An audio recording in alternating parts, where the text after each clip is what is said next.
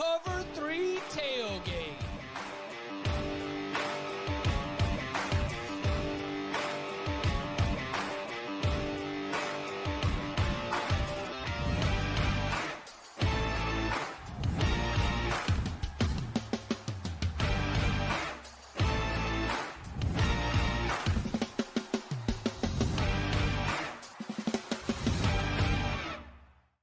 And welcome back to the Cover 3 podcast here on CBS Sports. That's Tom Fornelli. That's Danny Kanell. That's Bud Elliott. I'm Chip Patterson coming to you live at youtube.com/cover3 and everywhere you get your own podcasts on demand.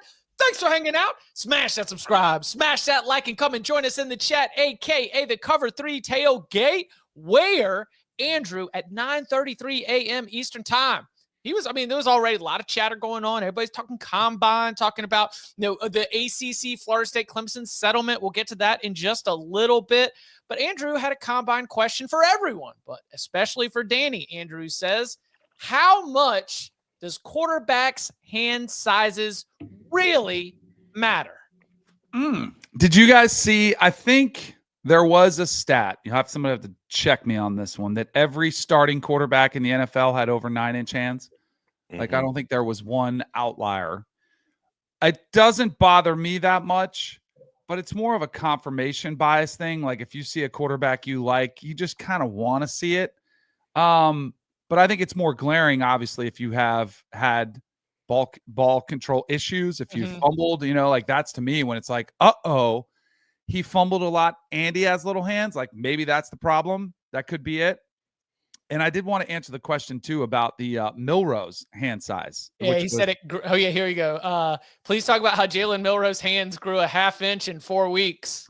So this is interesting because – and I think it's actually more than a half-inch. I think it's slightly more than a half-inch, which is pretty wild.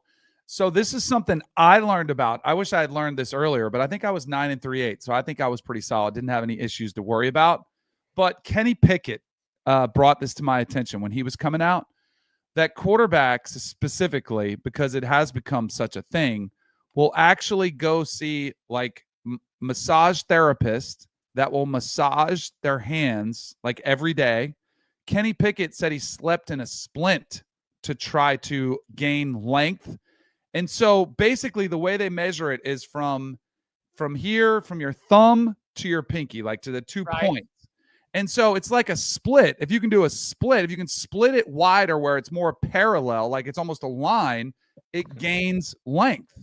So the more flexible you are, that's why they go see these masseuses, is they like try to stretch out your joints the longer that length becomes. So you can actually increase your hand size by gaining more flexibility in your fingers, like being able to spread them out even wider. It's like those pills you see on Instagram. Increase your hand size by taking these pills. I know it's like football in general. The quarterback gets all the attention. Jalen Milrose's hands growing got all the attention. It was not the only thing at the combine this week. The offensive linemen that were at the Senior Bowl, pretty much any player that was at the Senior Bowl, their arms were measured about let's see here, where's the number? About a half-inch shorter with arm length and wingspan at the combine than they were at the Senior Bowl and the Shrine Bowl. So who's doing the measurements? Which ones were a little more very real too? That matters a lot. Suddenly guys who had like 35-inch wingspans at the Senior Bowl suddenly had 34.5-inch wingspans at the combine. Also, there's a real incentive to try to get guys to say yes to play in the Senior Bowl and to say yes to play in the Shrine Bowl. So you literally have an incentive to not short guys at all and probably to inflate the numbers slightly. Right. As long as everybody's getting kind of the same inflation, that's cool. But if guys know that it's a bad track, they won't run. If guys know that you have a real stickler on measurements, they're probably going to decline to measure in.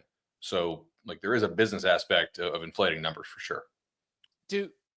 But the draft was where we got the bigger numbers, right? Right. That's where it's a little bit. For Milroe, it was bigger. Yes. Yeah. Milrose's hand. I thought you meant on the wingspan for the lineman. The wingspan, it was shorter for linemen.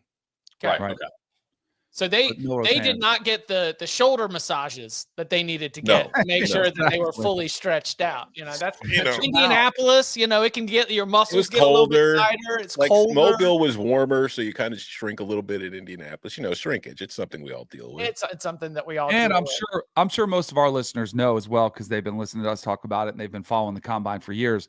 No, the combine 40 times are notoriously slower than pro days, where because they've got the computer. You can't cheat on the start and get a little bit of a get off that's going to be faster. And there's human error, which is usually a little bit faster. So they, if you're a blazer, if you're a guy that wants to go out there and fly, you typically might want to skip the combine so you can really, really impress your pro day when there's a little bit more leeway in there. But didn't they faster track like a couple years ago? They might have, yeah. But it's always been more about the computer too, like the computer. Start laser finish is different. Yeah, the laser start. Yeah, like we dealt with it while we were there for the Big Ten media days. Like they put some different stuff in the turf than had been in there in the past. It was no longer those black rubber pellets. It's like more of that brownish stuff that stained the hell out of my shoes. Yeah. And there's some thought that has slowed things down a little bit.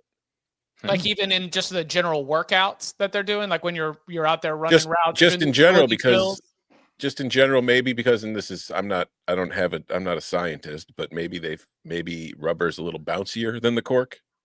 So it slows you down. It absorbs more of your weight. I don't know. You are a man of science.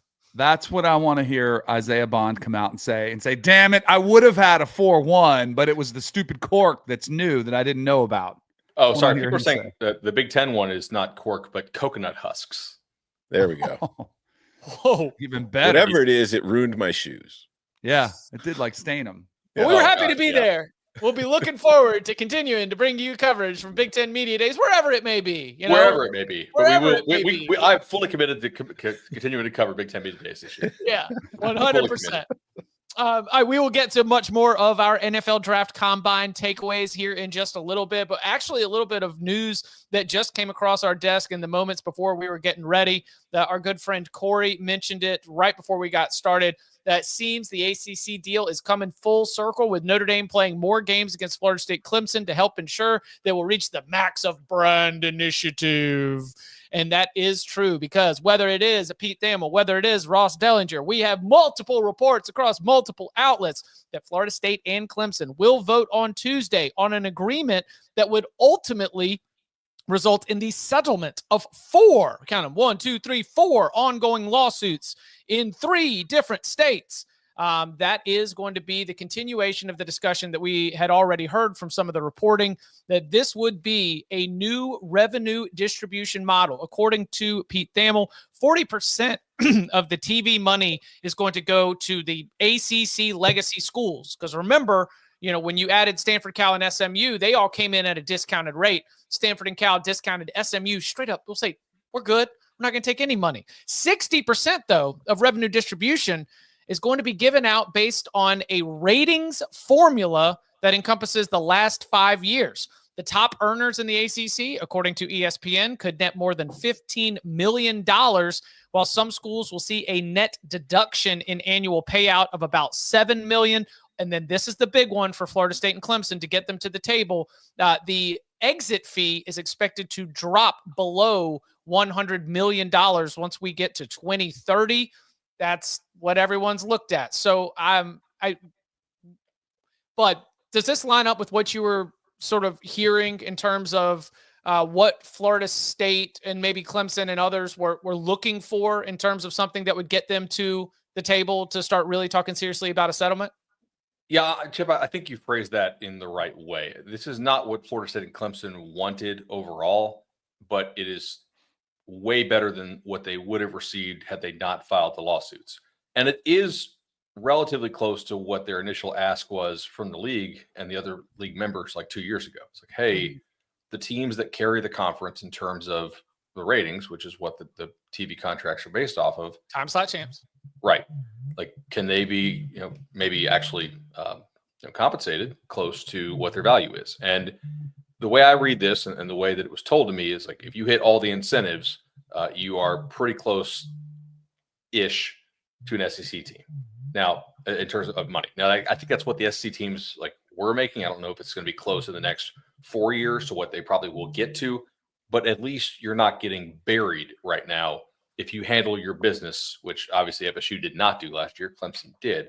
But even so, Florida State would have made a lot more money the past year because they were still time slot champs, whatever, than maybe some other schools would have. I know Dellinger said that, or Dellinger wrote, I think that the number 1 school will make $25 million more than the number 18 school in terms of like the brand recognition initiatives. So that would kind of make sense, right? It's a weird thing to talk about because you don't want to just dump on some of the lesser schools, right? Like all schools matter and whatnot, but certain schools do kind of carry a little more weight. And I think if you're Jim Phillips, are you going to be the commissioner of the ACC 10 years from now? Oh, no, you take this just to calm the waters. Yeah. I mean, just to get us through the House settlements, like whatever's going to happen, the new college football playoff, like just keep the ACC from splintering from the inside out. And if you can just, I think that if you can just keep things steady, at least until the next big shakeup, then I understand the motivations from the ACC side. Totally. Yeah. You don't want this you don't want the collapse of the conference to be on your hands. Agree. But it is. On Jim Phillips' hands? It's on everybody. But not for 5 more years. Yeah. No, the conference is dead. Like, it's on life support. Let's be real. This is not going to last. It's going to last until 2030 when these teams can buy out and leave. That's all this is. It's just like, okay, just shut up for the next 5 years. That's really all that's happened here. Danny? I'm so over all this. Like we already kind of knew this was coming, so it's not a huge surprise. We knew this was going to be the deal that was in place. I do think it's a temporary fix. It's a Band-Aid, but I'm thankful we won't have to talk about it for another 5 years. This has been such a cloud over the conference for, we're going on 3 years of these conversations, and it is. I mean, you go to ACC media days. It's one of the first questions that Jim Phillips gets asked. It's one of the first questions that Florida State, Clemson, they get asked. Same thing. Everywhere they've been asked, what is the future? And I think it's probably hurt recruiting. It's hurt, a lot of the conference branding itself as far as where they fall in the pecking order. So I'm glad at least we got a temporary fix. So we don't have to answer those questions all the time. Yeah. If Florida State wins the ACC and goes to the college football playoff and wins college football playoff games, then it sounds like Florida State could have the kind of annual payout that they want. But that would require them not just being time slot champs, but being ACC champs and then going to be Sugar Bowl champs and being able to continue to stack things on top of each other. So it is not a total fast pass to getting SEC money. You still do have to go out and earn it a little bit. You're not getting totally crushed if you're at the bottom end of this payout structure, but it's it is the same math that is being done by about half of the ACC that we talked when this was first reported, and there was a story from David Hale and Andrea Adelson. The people just are shook. People remember what happened to the Pac-12, and there's a lot of would be a Washington State type schools in there, including the one that maybe just hired Washington State's head football coach.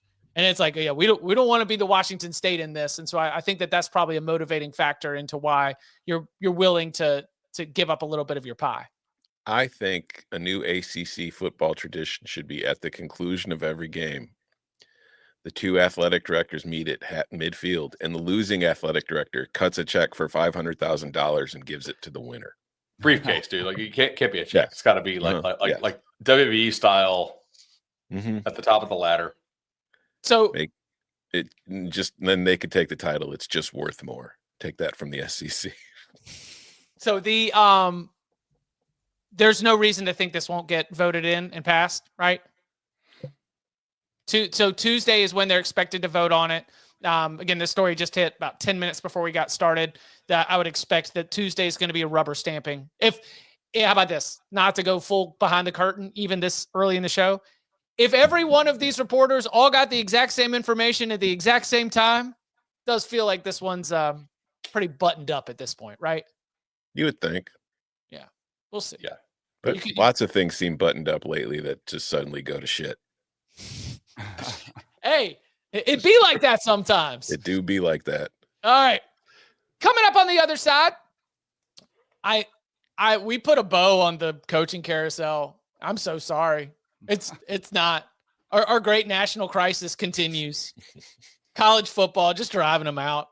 And our NFL Draft Combine takeaways. Next. The clock never stops. Relive the greatest moments with uninterrupted highlights and more. It's Carousel! Wonderful goal! On the UEFA Champions League channel. Streaming free. Back here on the Cover 3 podcast. Just grab this question from the tailgate, a little bit off topic before we start to dive in a few more news and then our combine takeaways. Zach said, what makes a specific position coach better than others? For example, Brian Hartline. But don't all wide receiver coaches teach proper release, route running, reading a zone, high point of football, and more? Zach added, this goes for all positions. How much is there really to learn differently about offensive line? A lot. Yeah. A whole lot. A whole lot. But it's also like philosophy, what you're doing in your like offensive line stuff. It's a lot dependent on what you're trying to do, but there's a billion different ways to do it. Well, can we start with first of all, what separates position coaches from each other? It can be. Well, I'm going to go out on a limb and say Jeremiah Smith makes your coach a little bit better. Yeah. Like it does help in having a slew of first round talented, wide receiving class that every single year. That does help. But I don't know if you guys saw. Did you guys see the clip from like the sidelines when I think it was Ibuka called out the coverage and was like, we have to run that. And then they talked about the technique that Jeremiah Smith used. Like he did press him inside, so he had more room to the outside. Like there are little things that you do technique-wise do really matter because a lot of it is what have you done to that point is you're just relying on your natural athleticism, and then you fine-tune it and hone it with the real details of the craft, which is what makes college coaches great.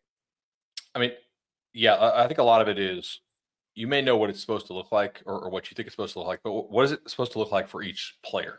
Everybody's going to have slightly different technique. What flaws in a player's game do you think he can still win with? And which flaws perhaps do you know, like you got to get changed immediately?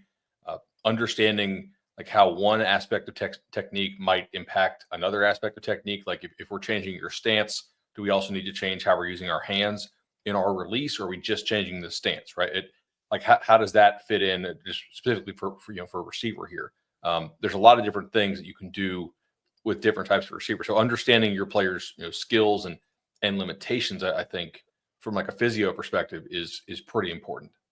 But also the recruiting, as you mentioned, there's not as much to fix about a Jeremiah Smith as there is some random 3-star. And doesn't that come down to eval too? To be able to have a good eye to like communicate to your head coach and to your staff, like, hey, like I really think that this 3-star, or this low 4-star is somebody that can blossom into being a real playmaker for us. Like I would think that the position coach holds a great voice in the brain trust that goes into not just the tippy top of the recruiting class, but also some of the players in the portal or some of the players that are in that mid range of the recruiting class as well. You got to be able to have a good eye for what somebody has, what somebody can be, and how that can help your team. Totally. I was, from the quarterback perspective, I was out at the Miami Under Armour yesterday, and I was talking to Jeff Blake, who, coaches quarterbacks at IMG, but he also coaches quarterbacks for the Under Armour series. We had a lot of good players out there. Dia was out there, Danny, by the way. Oh, nice. All right. He spun it pretty well. But I'll pick his brain on stuff, and like I'm not a mechanics expert. Like I kind of know what it should look like, and then I think the more interesting questions are when it looks funky. How much can we live with? How much do we have to change? How much can we change? What are the limitations that player might have with that type of release or that type of thing? And so, on some of these kids, it's just if you're going to be a little bit longer with the release, like you got to generate some serious ball speed. If you got long release and you don't have serious ball speed from that long release, like study hard, bro, because you're not going far with that. But with some of these guys, it looks very unconventional, but they get it out so quick that it kind of works. Each position is different. O-line matters, I think, a ton. Yes. Coaching wise, because there's so many different ways to get somebody blocked. And you got to really understand, like, okay, how can this player get this guy blocked? Good stuff. We appreciate it, Zach. All of the time to be able to dig in to your curiosities. We can offer the best that we can in terms of the expertise. Well, we thought that we were done. We thought that we had packed up everything and closed the door, but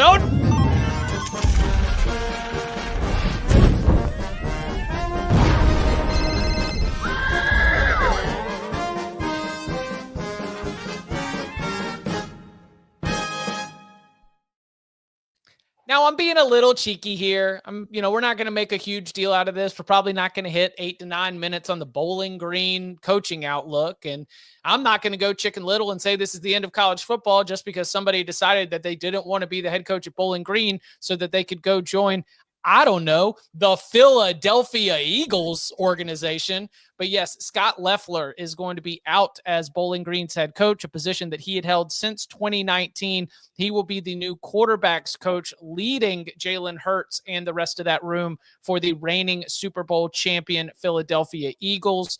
For Bowling Green, guys, this is a loss. I mean, obviously it's the loss of your head coach, but I thought that Bowling Green, while it didn't have a MAC title under Scott Loeffler, I did think that he had done a good job of creating a level of consistency with that program. 3 straight bowl appearances for them, back-to-back winning seasons, and most importantly, 3 straight winning seasons in conference play after a little bit of a rocky start for his time with the Falcons. So this is you're losing a very experienced coach and a loss for the MAC and Bowling Green for sure. Mm-hmm. Yeah, it's not the sky is falling, but I think when you look at the G5 schools and you look at the divide that is just widening and widening between those leagues and what we're talking about at the top of the show with like the combine and the playoff and all this stuff, would you rather be the quarterback coach for the Eagles or trying to win at Bowling Green in this new kind of revenue sharing era where you are not going to have nearly as much money to compete? And when you do get a good player and develop him, guess what? He's going to get plucked away by one of the Power 4 schools who could pay him. Like Harold Fannin had a terrific season for the Falcons, but he did it as a senior or junior and he went to the NFL. Had he done that as a sophomore, he's not at Bowling Green next year, but he didn't go to the combine either. So that's just the situation you have to deal with. So he's probably getting a raise. He doesn't have to, it's an easier job for him, I'm guessing, being a quarterback coach in the NFL, less time consuming. You get the raise, and like who said this in the chat? Raymond asks or says, I think it was a BS move on the timing of the leaving. When would have been the good time? Like June, August? Like when is a good time to leave for another job? That's a silly thing to say, but traditionally it would have been December, right? Like after the season, you didn't get offered the job, right? I mean, yeah, the Eagles are still playing football competitively less than a month ago. Yeah. Can't take a job you weren't offered yet. Yeah. And to your point, sort of about where things have changed, the transfer portal, like we talked about it with funny jokes scientifically, but like the portal was created in 2018. He takes this job at the end of the 2018 season. Think about how much things have changed since Scott Loeffler took over at Bowling Green. Literally the job, the ceiling, what you have to manage is so much different now than what it was when he took it. So I understand Loeffler's decision-making here. Again, disappointing for Bowling Green. Not a great sign for other, getting coaches to be in that position moving forward, but it's not the same job that it was when he took it back in 2019. Mm-hmm. I thought he did a better job than I thought he was going to do. Yes, for sure.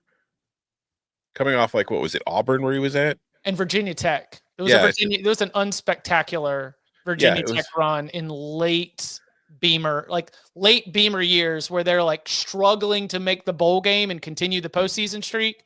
You've got a couple of Loeffler offensive coordinator seasons then. Been a rough offseason for the MAC. You lose Northern Illinois to the Mountain West. Now you're losing one of your head coaches. It's not great. No. Well, hey, he also looking back on this, man. He was Florida's quarterback coach the 1 year with Tebow, and then obviously like 2010 was pretty chaos right there. Yes. If you watch the documentary, even though it's pretty tame, pretty tamed up. Yeah. 1 year with Temple, which I assume is that Adazio at Temple in 2011. Probably. Auburn in 2012, which was the last year of Chiswick. Because Gus comes in and does the 2013 run in year one. Right. So not a great time to be the OC at Auburn there. Vatek 2013 to 2015, they were like still decent defensively, but they weren't like amazing offensively. But that wasn't anything new by that point. And then BC, I think under Dazio again, right? 16 to 18. Yeah. So he's going to have Jalen Hurts doing the jump pass here in the near future. Yeah. They're going to line up as a push tush, and Jalen's going to just jump up and toss it over the top. Look at that. We figured out the Eagles offense already. Yeah, go ahead. Well, he got a lot of stuff at one point, like a lot of like media jokes. Oh, well, he was the quarterback coach for Tom Brady type thing, right? Right. Right. But I think on the other side of that coin, he might have been in like some pretty difficult situations to coach offense under for a while. Yeah, so he's off to the NFL, but not sure where Bowling Green goes here. I don't have a Bowling Green hot board for you, but yeah, I've got a list of 75 coaches who I think make sense for the Bowling Green job. I think they should consider internal. I mean, that staff did a pretty good job 3 years in a row. They clearly know the program. Like, do we have to blow it all up? I would not. I certainly would not. Okay, so we talked a little bit about the NCAA rule proposals at the beginning of the week that we would like them to take a look at. Now we've got some responses. Bud, whether it's the way that they're going to combat fighting injuries, the potential of limiting overtime period timeouts. We've got the Dan Lanning rule with 12 man on the field. We got the Citrus Bowl, baby. We got the T getting called out in some of the football oversight. The Football Oversight Committee will be the next one to approve some of these rule proposals. Bud, what stood out to you in terms of stuff that you either were glad that they took a look at or thought that they did a good job of addressing? So I think Cover 3 listeners will recall all the way back to January when we said a lot of coaches don't actually think what they proposed in terms of the player missing the rest of the drive actually could get passed for 2 reasons. One, correct, because they were worried about like what if the quarterback gets headhunted and he has to miss the rest of the drive.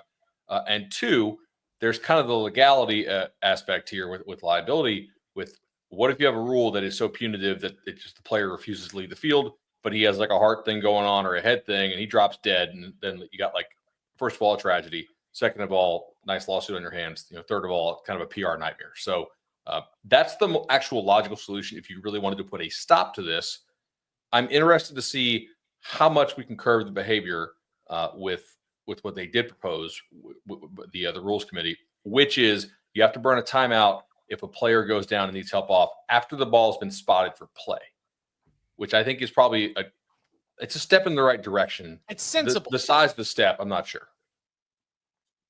Just go down quicker. Yeah, but it is like, I do think this will help stem those situations that we've talked about a lot. And it was something that we didn't bring up, and I hadn't thought about this, about the timing of when you have to call the timeout, right? Like, I think that's an interesting aspect to it, because so many times there's a big chunk play or you're getting gashed and the coaches are like on the headset, we got to do something. They'll send the signal in, but the ball is spotted. So in a normal situation, now there will be outliers because we've seen players get up and try to walk it off and then they have to blow it dead. But for the most part, when you're down and like you're hurt, you don't pop right back up. So you can go down and you have to waste the timeout, just a normal injury like we've known it for since the beginning of football. So I do think that slight tweak will help curb getting the signal in and having the very obvious player gets, sniper in the stands hits him and then he goes down and it's like, oh, we all know what's going on. I think it'll help with that. Tom? Yeah. I don't care that much about this. I think, hey, listen, there are officials who listen to the Cover 3 podcast that are very into procedure. And the idea that you're going to be able to like get it in with like when the ball is spotted, if the medical personnel comes on the field, like there is something about the way that everything goes where, football is a chaotic sport. We got to have some order to this. And I think that this was at least something that feels like it could stem the disruptions that come from sort of the faking injury allegations. Yeah. So go ahead, Tom. The rule is after the ball's been spotted. So you just go down before the ball's spotted. That's it. You just got to be quicker about it. That's not going to change. They're still going to fake injuries. It's not going to there might be 1 or 2 times every week where we see a guy who's too late doing it. But the thing is, that guy might actually be hurt. Who knows? Maybe he tried to tough it out for one more snap and realized I can't do it. So I don't think it solves anything. I don't know that it's a huge problem, more than it's just kind of annoying. And it seems, like man-wise, ego-wise, faking injuries. You're not tough enough. You got to, blah, blah, blah. You're not tough I enough. think there are much bigger issues that they needed to address that probably didn't get addressed because they were too busy trying to figure out how to address this.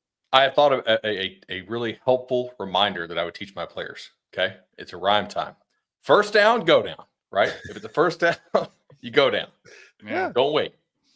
I mean, like you can communicate on the sidelines. Like anytime they get the first down, we're going to take turns. Everybody go down. You got cramps. It's like, I was thinking, what if somebody hired Connor Stallions to run like a national command center of all just sideline footage, and then he could sync it up with when the player goes down. He could spot the hand signals. Like, what a brilliant pairing of his skill set and solving an actual problem. Like, he could redeem himself within the sport. Isn't that like the story of the movie with Leonardo DiCaprio when he was the scam artist and then the government actually hired him to help detect it? So yeah, that's a great idea, Bud. I like that one. Great movie. Tom Hanks, right? It's a very good movie. He was the detective, right? He was the guy that chased after him. Catch me if you can. Catch me in. Yeah. Good flick. Oscars talk on the Cover 3 podcast. How many Oscars movies did you guys see this year? 0. Saw Nora, the one that did really well. It was like was a softcore porn. Would you recommend it? Because I was thinking about watching it. There are a lot of boobs in it, so that's fun. Perfect. It's like you watch the first hour and then fall asleep. No, I watched the whole thing. I thought it was good. I didn't think it was great. Fair. Tom, we good? We're good right here. We like that we've made history. We're getting all the like celebrity rule changes. The Dan Lanning rule, the Brett Bielema rule. Are you happy to see the Citrus Bowl referenced in the official language coming from the NCAA committee? Yeah, no, that's fine. That's all reactionary stuff. Somebody finds a loophole, they close the loophole. That happens every single year.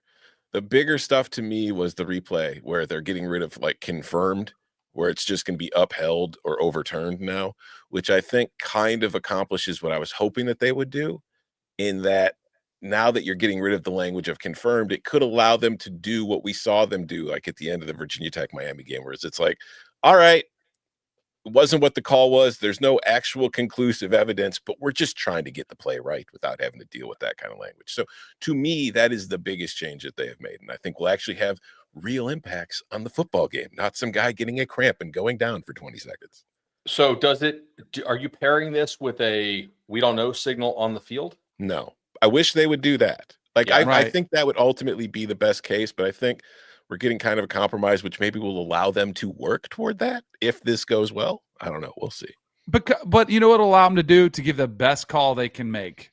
Like they don't have to hold to this standard. Well, we need more evidence to show that, even though no one knows what really happened, they can make the best guess possible that looks the closest to it. And if I do wish they had gone with that direction, though, Tom, about we don't know. Just throw some new green flag, whatever it is, that just says we don't know what it was. Inconclusive. Like if we don't know hurts your ego too much, like let's just say let's have if it's an inconclusive call, and that's okay. We can use other methods to conclude what needs to happen with the call. Again, I know this can be a little bit tedious as we continue to cycle back through some of these stories. These proposals now go for an official rubber stamping next month. Coming up on the other side, NFL Draft Combine in the books. We had a lot of players who decided to mostly just go through the interviews, but some players, they did decide to work out, and they showed out. We'll get into all that and more next. I feel home when I see the faces that remember my own. When I'm with my friends, I feel home. Back here on the Cover 3 podcast, NFL draft conversation, keeping it going with the combine in the rear view mirror. Lots of different ways to pick this apart. We were discussing some of the 40 times, some of the athleticism scores that we saw from across the board. Want to start with just kind of playing the hits here. Danny, if you believe, and I believe most of us do, that Cam Ward and Shedeur Sanders are your top two quarterbacks, with all the measurements and workouts in the rear view, who do you think is QB3? So I have a Jackson Dart. I actually had the gap between I had Jackson Dart closer to Shedeur Sanders than Shedeur is to Cam Ward. Like, I think Cam, and I know they've been pitched as these guys are neck and neck. I think Cam Ward is separated. I think he's the better quarterback. I think he's the one that's clearly going to, there's talks about him going number one. And then I think there's a pretty good drop between Shedeur, who I think is okay. But I've been really impressed with Jackson Dart, everything he's done up to this point. So I had him. I'm sticking with him. I know Tyler Shuck impressed at the combine, but the injuries for me are just a massive concern. And like, for me, I'd be like, man, good luck to you. Like, go get him.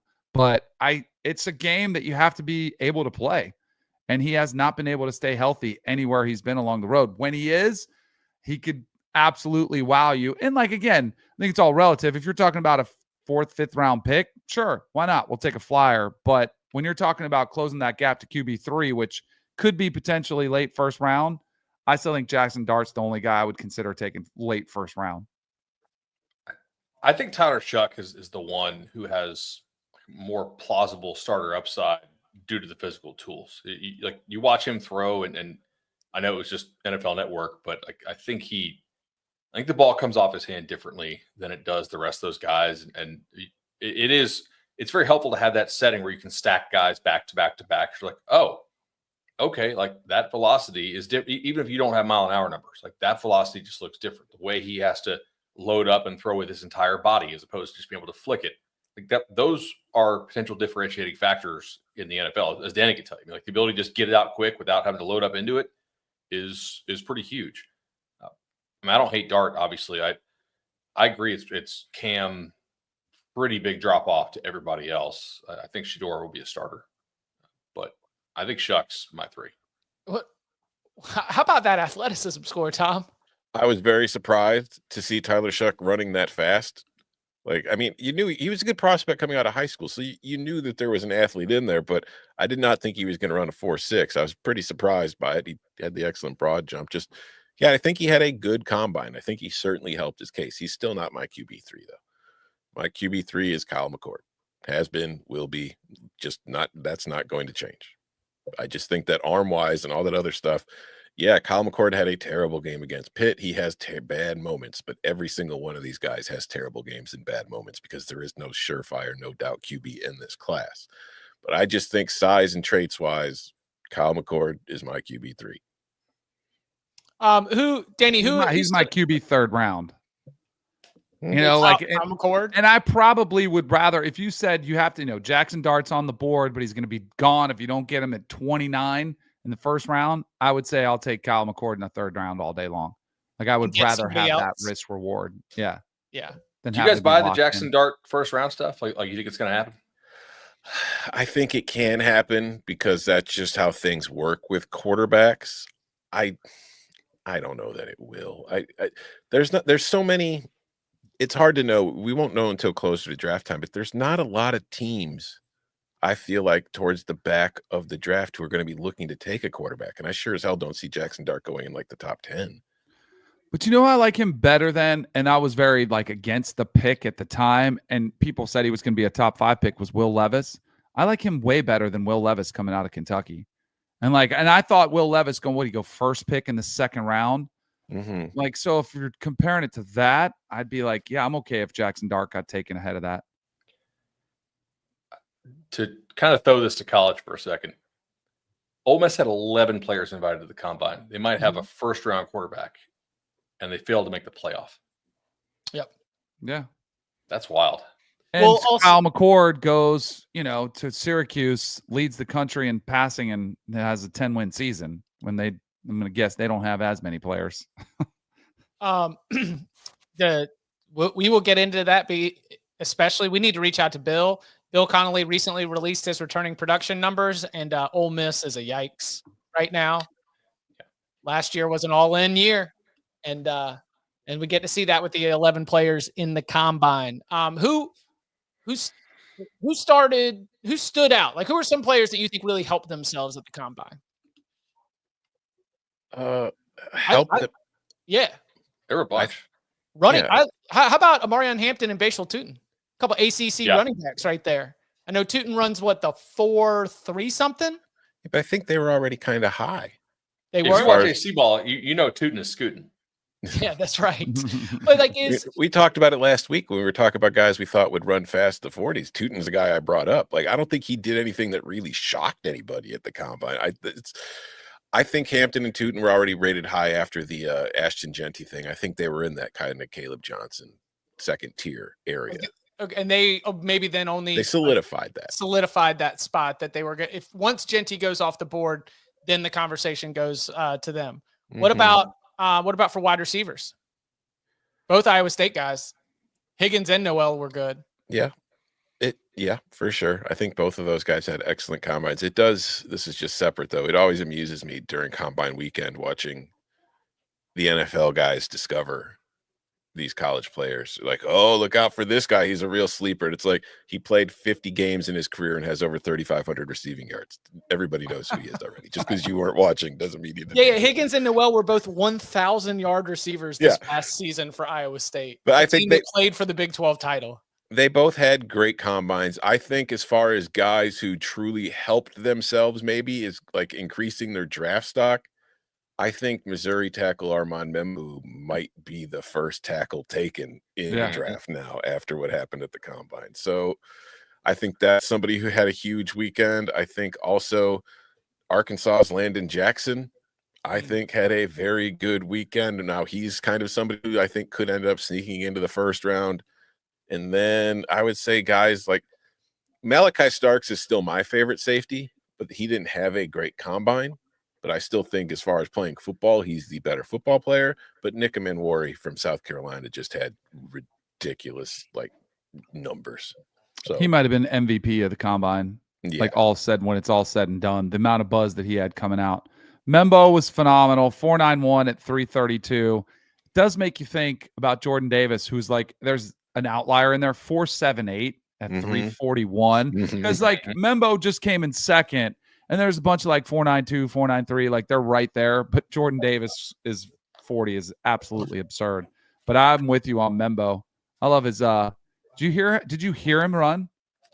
What? So you can find, if you go watch, if you Google Membo's 40 time, I'm not talking pounding you're hearing a cattle you should. He's he's yelling as he's running, grunting really, really loud. And the announcers are like, whoa, hey. Daniel Jeremiah called it a primal scream while he was running on the 40-yard dash. Did you guys know Jalen Travis was that athletic? No. The Iowa State tackle? For that size, that's pretty. He verted 35 at basically 6'6", 340. Yeah, he had the highest RAS score of any tackle that actually went through all the drills. When my headphones fell off, did you mention Isaiah Naylor? No, not on the show. Just before the show. We were talking about him before the show. That's probably the most interesting player of the whole combine for me, because if you recall, so he transferred before the 23 season to Texas from Wyoming. We knew he was a stud at Wyoming. Texas was given nothing but rave reviews about this guy, and then he blows his ACL. Was it fall camp or spring? Fall camp. Yeah, it was definitely before. It was right before the season started. I'm pretty sure. So it had to be fall camp, right? Or maybe like week one. But they were loving that kid in Austin. He gets hurt, then he transfers out to Nebraska. Had an okay season, not anything special, like an okay bounce back season. And then his numbers were just wild. I'm pulling them up here, but did you guys see these? Yes. I mean, this is for his size. So he was 76. So he's 6'4.2, 218, 9.5 hand, 34.4 arm, which is the biggest in the whole class. 151 10-yard split, 4.40 40, and he brought it 133. Like, I don't know what his 3-cone and his shuttle are because he didn't run it, and that stuff matters too for a receiver. But I mean, this is a guy who was running like ahead of AD Mitchell, and Mitchell went late first or early second to the Colts. That's pretty good. I mentioned this before the show. Like, you look at the RAS, the relative athletic scores, and right now Nayor is the highest ranked wide receiver at a 10.0, and they do like the comps on there, which compare what your measurements are and how you performed in these drills compared to guys in the past. The top 2 comps for Isaiah Nayor, according to RAS, are Calvin Johnson and Julio Jones. But as I also mentioned before the show, 3, 4, and 5 are Isaiah Weston, Miles Boykin, and Moritz Behringer. So just saying. But still, it's best to, anytime you get compared anytime you get compared to Calvin Johnson and Julio Jones in anything, that's not a bad place to be. I know we're bouncing kind of all over the place, but Tom, I know you pitched this out on Twitter. The Shamar Stewart conversation is going to be a very interesting one for those who aren't aware. How is this going to divide the athletic data people and the people who watched college football as they discuss Texas A&M's defensive linemen? Because when Shamar Stewart plays, you see the flashes of what he showed at the combine. You just don't see it on tape nearly enough. You don't see enough disruption. You certainly, in the counting stats, when you look at them, he doesn't, maybe it's like, what, how many sacks did he have in college? 4.5. 4.5. Yeah. So it's going to be a production versus a kind of traits thing that you see. There's always one player every year that does this. And Shamar Stewart this year, congratulations. You are that guy. I think he'll be a first-round pick. I think I've had him in the top half of both the first round and both of my mocks so far, because I think NFL teams will look at that and they will say, well, there are not many guys who are 6'5", 267 pounds who move like that.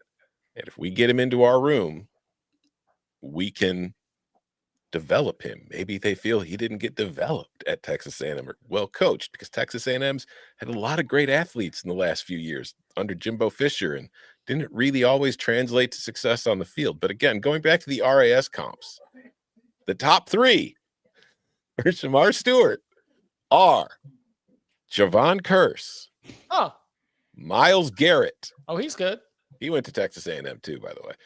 Jadeveon Clowney. Then number 4 is Ade Aruna from Tulane. Sorry, I don't know who you are. And then number 5, Travon Walker. The last time we had a player of this kind of comparison in the scouts versus the data nerds was Travon Walker. He went number 1 overall. So we'll see. I mean, this has kind of always been who he's been, though. Like, even going back to the high school recruiting process. He did have a nice senior year. Like, he had 14 sacks and a bunch of tackles. But the one thing I wish you could measure a little bit better is, who was the guy who played at Arizona State and played forever with the Ravens? Suggs. Suggs, yeah. Like, certain guys are just really good at reacting to the snap, okay? And as a defensive lineman, your get off, you're not calling the snap count, right?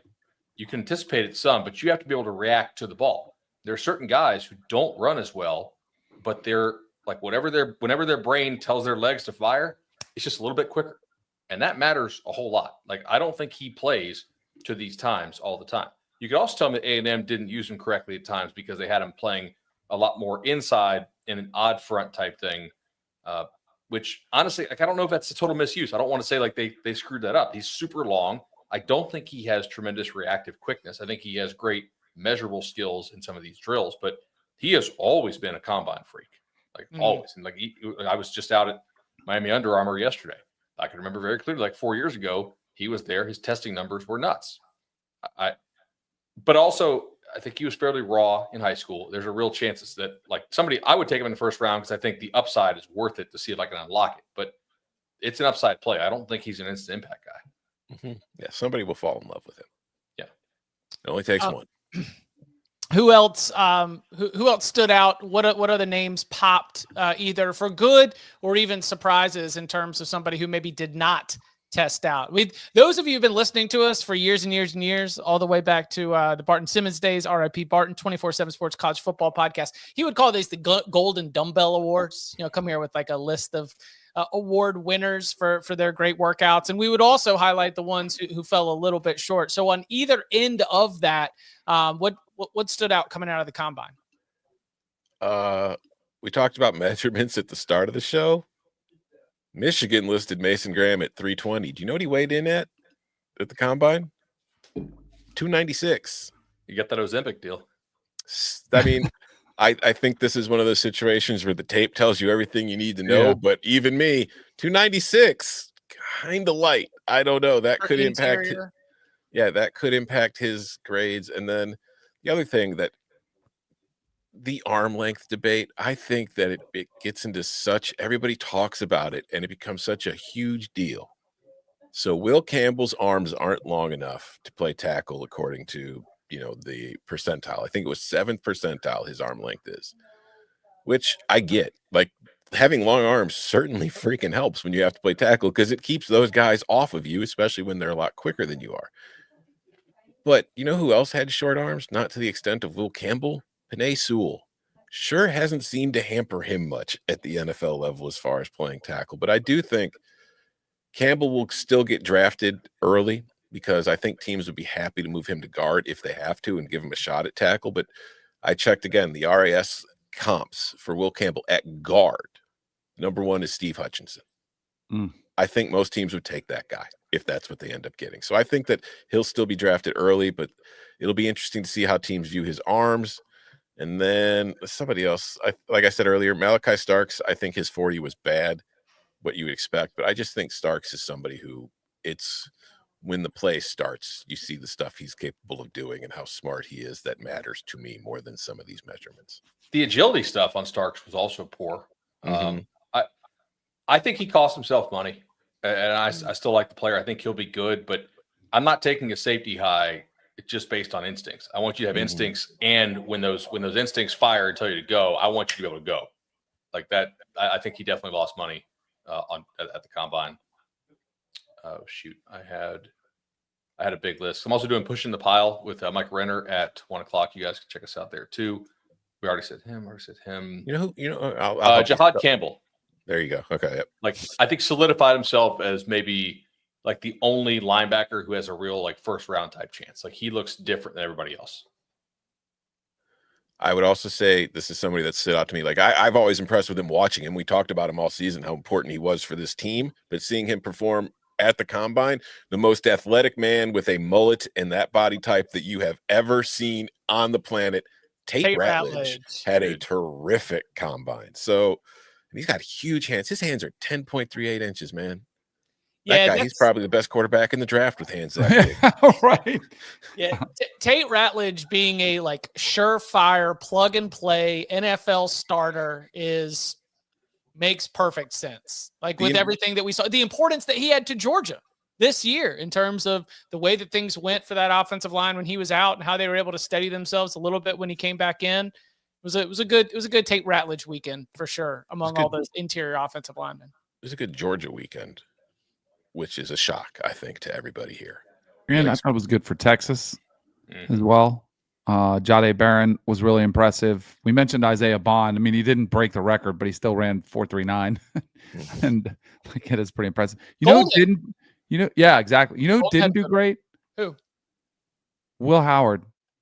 In the drills, for sure. Yeah. In the drills, throwing the football. I just thought he was a little bit off. Dylan Gabriel also, I thought he got exposed somewhat. Like, we've had people ask, like, why isn't he going, higher? Thought he struggled somewhat. But he got the paycheck he had to get from Oregon. Right. Right. We talked about this a year ago. Like, the skill set is not real NFL-y on Dylan Gabriel. Like, he's a backup. Is he a backup that you think can win you a game if he's got to play? Probably not. Like, he's limited physically. We hadn't checked in with Bud on Dylan Gabriel in a while. I forgot. It's like, he already cashed his pro check, y'all. I love the kid as a college player. Drafted by Dan Lanning. Yeah, Dylan Gabriel's like a really good example, I think, of if you had unlimited eligibility in college, Yeah, played 10. he would make a lot of money playing professional college football. 100%. Let's see. But I know, do you want to save the South Carolina point for? I think we should save South Carolina. Yeah. That's probably a pretty good. It's a good point. Just more like sort of college related takeaways. We'll package it in as something on either Wednesdays or Thursdays show. Anything else from any other combine thoughts before we get out of here? We will return to the NFL draft conversation next month as well, leading into the draft as more of these things shake out. We'll have pro days coming up in some coming weeks. We'll see if any of those measurements end up getting the friendly track bounce once some of those slower 40 times get into the friendly timer of the home track. Yes. One thing that might help Will Campbell a little bit is that there are not a lot of guys in this year's draft who are at the top of the list who are like 35, 36-inch arms. Mm-hmm. Like among the guys who actually measured and ran something, the Missouri kid, Minabu, was 33.5. So that's 0.9 above. Jalen Travis was 34.9. So he is huge. The Arizona kid was maybe an inch above. Irsay was half an inch above. So it's not like that he's 2 or 2.5 inches shorter than some of these other dudes. Now, some of the guys who didn't run certainly are bigger as well. But like Josh Simmons, who if he had stayed healthy, he would have been the number 1 tackle, according to, I think, most people. We'll have to see how his recovery goes. He's 0.4 longer arm length than Will Campbell. So like that's not maybe just relative to where he's going to go in the draft. There are not a lot of just freaks at offensive tackle this year. Good point from Zach in the tailgate. I hadn't mentioned this yet. You want to talk about somebody who did not necessarily show up as expected? That would be Oregon wide receiver Tez Johnson. Now, here is my question that I don't know if I'm making excuses, but he suffered a shoulder injury on November 2nd, and he underwent surgery, and he returned. Is there any reason why surgery, being out, or any of that could have impacted something unrelated to the shoulder, such as your 40 time? Sure. I mean, yeah, you might not be able to squat you might not be able to be squatting as much. I mean, obviously, if you're running, you're pulling with your shoulder and with your arm. Which I think it's definitely an excuse. Okay, that's maybe more explanation than excuse. Should you not have run? Maybe. Right. Like people are talking about Gunnar Helm. I guess some Texas folks are claiming that he had a bum ankle that he suffered in the 40 or something like that, and that's why the rest of his drills were so bad. I actually appreciate the tailgate because I had him as my number 1 loser at the tight end position in our pre-show rundown for pushing the pile at 1:00. So I may have to see if I can find him actually spraining the ankle. Because if so, then maybe some of these terrible agility numbers that Gunnar Helm put up are a little more excusable. I see him roll the ankle. No, I didn't see it. Is this kind of like post draft, like post combine excuse making? It could be. The thing with Tez to me is that the primary concern about him is his size. He's only 5'9". He's 154 pounds. That's very small for a receiver at the NFL level. So if he's going to get drafted highly at that size, he needed to run a very good 40. If you look at the shuttle and the 3-cone and all that stuff, the vertical, the broad jump, he still did really well in all of that. So I don't know if his shoulder really contributed to his 40 time or if it's just, oh my God, this guy only runs a 4.5. I think his biggest problem is his size. Helm apparently did it on the false start. So if you watch the actual run, it's not going to show up. And it looks like it is pretty decently sprained. So yeah, I think you can probably excuse. Tight ends weren't great. I mean, speaking of ducks, I thought Terrence Ferguson had like among the tight ends. He had a pretty good combine, but didn't was one who dropped because he's a guy. Yeah. You know, when he plays in the MAC, like everybody say, well, how do you do against the top competition? When you run a 4.71, it's like I think that probably hurt him somewhat. That's how you got separation. Mm-hmm. Yeah. I'll also say one thing that was interesting to me: Iowa had a down season on the field. You see a lot of their seniors at the combine this year. Their scores compared to the guys we've seen coming out of Iowa in years past, not good at all. Just something to keep an eye on. Are they still missing their old strength department? Something to keep an eye on. Yeah. Something to keep an eye on. All right. We will be back on Wednesday, 11 a.m. Eastern time. Come and hang out, watch live, or get us wherever you get your podcast. And to our friend Garrett, I'm so sorry. You're right, because ever since Matt Norlander came on here and told Bud Elliott that Texas A&M was frauds, Texas A&M has not won another game, and Texas A&M's next game is against Auburn. Okay, so I don't know when Texas A&M will win another game, but it is the Norlander curse here on the podcast. So come and join us Wednesday, 11 a.m. Eastern time, and you can follow him on Twitter at Tom Fornelli. You can follow him at Danny Kanell. You can follow him at Bud Elliott 3. You can follow me at Chip _Patterson. Gentlemen, thank you very much. Thank you. See ya.